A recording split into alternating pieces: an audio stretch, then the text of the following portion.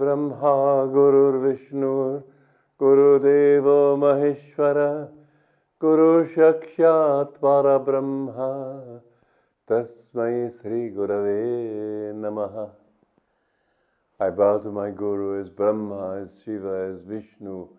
I bow to him in you. This saying that I'm reading today is a very interesting one in several ways. Basically, it's this, that we talked last time about the influence of science on religion, that it asks the question, does it work? It has taught religion to ask that question. This is why yoga is becoming popular in the West, because it doesn't just depend on dogma and bigotry and beliefs, but it says you must develop faith by experience. And yoga gives you the techniques to help make that experience real. But in the influence of modern science, people have begun to make religion, you see, there are always pitfalls, but in this case, people have tended to draw religion down to a level which is fine, nothing wrong with it, but it takes it out of the high purpose of religion. And so, in this saying, many people of New Thought persuasion place exaggerated emphasis on manifesting health, wealth, and other symptoms of material success, which they see as outward demonstrations of high spiritual development. The Master's attitude toward these things was qualified. On the one hand, he considered that seeking such things for themselves could demand more energy than they are worth, like devoting the wealth of a nation to preventing snow from falling in the mountains in January. For the devotee of God, it is, he felt, a waste of energy to strive too assiduously for outer perfection, which is ever and cannot but be evanescent. He counseled people, do what you can within reason to remain healthy and to achieve the worldly success you need. But remember, it is better to rise above outer conditions altogether so that they cannot affect you. He accepted that since people live on many different levels of awareness, no one teaching in this respect can or even should be applied to everyone. Illness, he said, can be a serious obstacle on the spiritual path. So also can poverty. Do your best, again he continued, within reason, to achieve health and prosperity and to succeed at whatever you set your mind to do. On the other hand, keep those efforts proportionate to the true long-range goal of life, which is to find God. To devote all your energy to fulfilling your material desires, as so many people do even in the name of spirituality, distorts their values, for it deprives them of the time they need for more important things. He never accepted any material blessing as proof of inner development, yet it can be an indication of such development. We should be grateful to God for them, for he said, but we should be equally grateful to him if he removes them. For it is not material things that should command our gratitude. We should be grateful for, nay, exult in life itself in its many costumes, remembering always that one of those costumes is death. We are the immortal offspring of infinite bliss. In bliss lies our true reason for eternal gratitude. Some of the Master's most spiritually advanced disciples were highly successful businessmen. The ability to succeed at anything is an aid in life, certainly not a liability. The question is only one of proportion. We should give our energy where it is needed first. Many saints, he pointed out, have had serious illnesses. Many others have lived in poverty. The test of spirituality is one's inner state of consciousness, and above all, the purity of one's love for God. The test of one's spiritual refinement, moreover, is his degree of freedom from ego consciousness. He once related the following story. There was a saint who fell ill. His disciples pleaded with him, "Master, so many have been healed by your intercession. Why don't you pray to the Divine Mother to heal you too?" This seemed to him not a bad idea. He accepted their suggestion. When he prayed, the Divine Mother appeared to him. "Of all things," she rebuked him, "you who have realized your oneness with the Infinite and who have so many bodies you live through, want now, by praying for this one little form, to limit yourself to it? For shame." The saint deeply regretted his error and prayed, "Mother, your love alone is all sufficient." So remember, there are different levels of application of truth depending on people's different levels of understanding, of realization. Somebody who is really in body consciousness, a little bit of pain can become quite a serious obstacle to him. And so the gurus will be very gracious in trying to help heal them.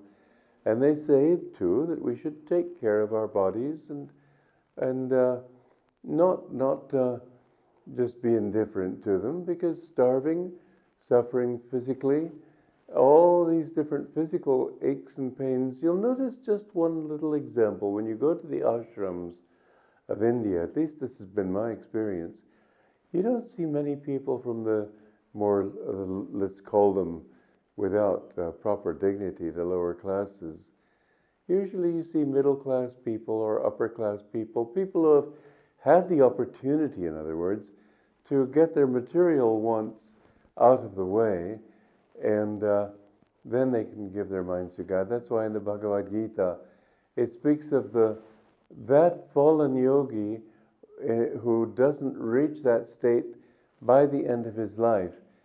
If he dies, he may have even left his path for a while, but if he dies wanting God again, then he will enjoy the astral world for a longer or shorter time, depending on his good karma.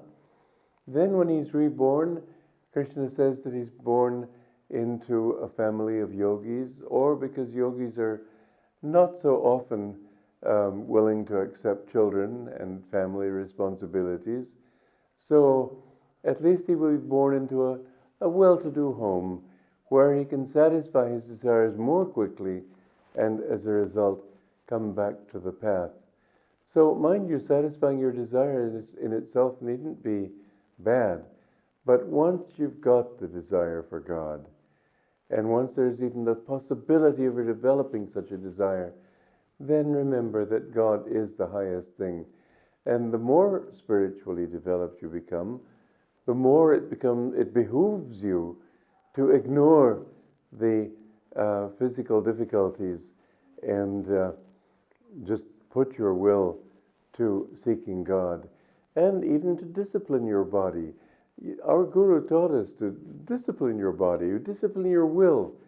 For example, when I go to a dentist, I always try to follow his advice in that. One time, about a couple of years ago, I broke off this tooth just completely at the root, and I went to the dentist, and he said, "Well, you'll have to come back for 4 visits to get this fixed. First, I'll have to give you anesthesia and then drill a hole there, and then I have to put a post in there because there's not enough there to hold any tooth. I've got to put a post in, I've got to kill the nerve," and so on. He talked. I said, "Listen, I don't want all that. Don't give the anesthesia. Just go ahead and do it today." Well, I don't know, but I suspect that he thought, "Oh yeah, I think he wanted to teach me a lesson," because he seemed to me was a little bit unnecessarily rough. But I just lay there and took it. I just lie back and don't think about it. I compose music in my head, or I watch my breath as I've been taught in meditation, or in this case, the pain, of course, was somewhat severe. And so I simply said, "But look, it's only a few minutes, and then my life is a long life, and I've had many experiences, so let's go through this. This too shall pass." So anyway, he drilled up there and he cut the nerve, and he held this nerve up to a couple of my friends, showed it dangling like a little string on the end of his little pincers. But it didn't bother me. I know that he was sweating, and the nurse just, her eyes were bulging out of her forehead, but it didn't bother me, and I got it done in an hour or whatever it took. Well, this is good training for the will. You don't have to, every time you get a little pain, feel like you've got to go and do something to kill the pain, take a painkiller, take whatever it is, an aspirin or something. Learn to be a little tough on yourself, because in that you gradually can rise above the body and claim your higher birthright. And then if things don't go well, you can make fun of it. There was a period in my life when I really didn't have any money to speak of. I made a great game out of it. I saw how cheaply I could live. I found that I was able to live in America on $10 a month. Now, I don't know how it is here in India. I think there are people who earn less than that, but in America, that was very little money. But I learned to make chapatis instead of bread. I made dal, which is a very good high protein, and it lasted a long time. I would make a dessert, and just 1 teaspoon of the sweetness was quite enough, so I'd make that dessert last for a whole week. I managed to train my palate to have powdered milk instead of regular milk, and oatmeal was very cheap, so I had that for cereal, and it was, I actually had fun. I must admit I lost a little weight, but when you face trials in life, when you face deprivation, when you find that you can't do this, or make fun out of it. It's a game. This life is all a play anyway. And so the ups and downs, it's a very good training, titiksha, endurance. Just let it be. Be even-minded and cheerful at all times. So that whatever, as my Guruji used to say, what comes of itself, let it come. Well, a senior sister disciple of mine said, well, the good things anyway. No, not the good things, the bad also. Let them come. You will find that in that, God will never give you more than you can bear. And even if it were to pass that you die, well, what of it? Like that amazing story in the autobiography of a yogi where when Yoganandaji was a young boy, young man, he went to this Mahamandal hermitage in Benares, and the Swami there was rather an austere fellow. And the custom was not to eat until he had eaten.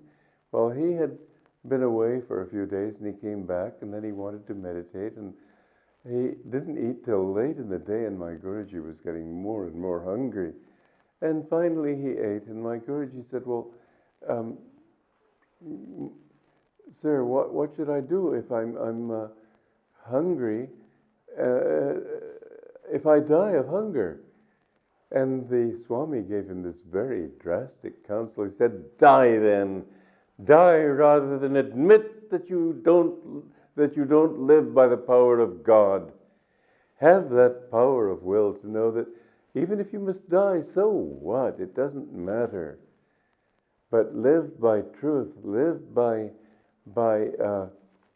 your principles, and be free in yourself so that always, no matter what happens, well, let it be.